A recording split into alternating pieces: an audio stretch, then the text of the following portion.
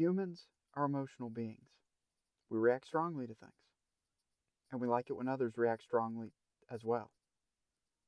Bill Clinton famously said, when people are insecure, they'd rather have somebody who is strong and wrong than someone who's weak and right. But sometimes we put too much into these strong reactions. Emotional appeals are very powerful things.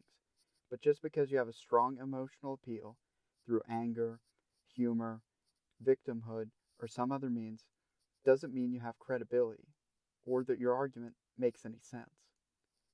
Speakers use their emotional appeal to grant themselves some kind of moral authority or expertise, and too often, audiences let their emotions grant arguments false logic and credibility. But a speaker's credit and logic are separate from their emotional appeal. LeBron James has dabbled in criticizing the president, and not all of what he has said is out of bounds.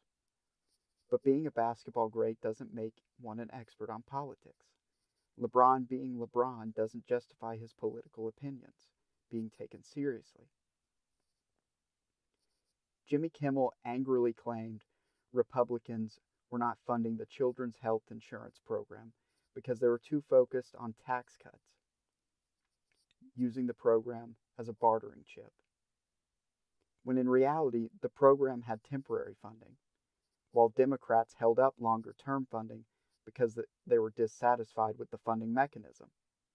In January, the two sides passed a 6-year funding extension.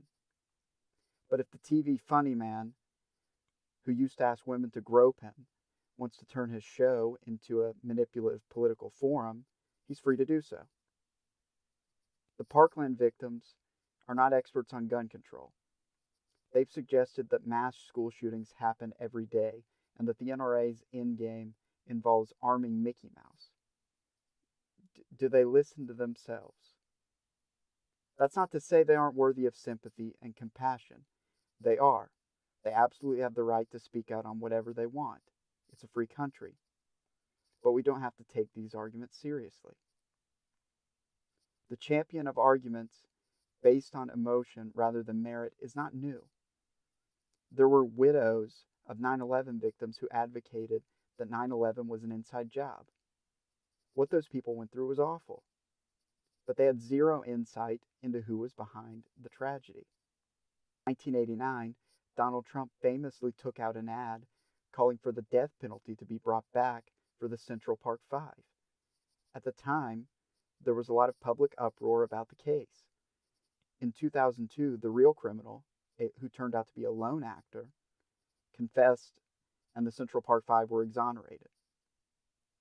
Maybe I just have a different point of view, but I think separating out emotion from logic and evidence is a good way to evaluate the merits of an argument.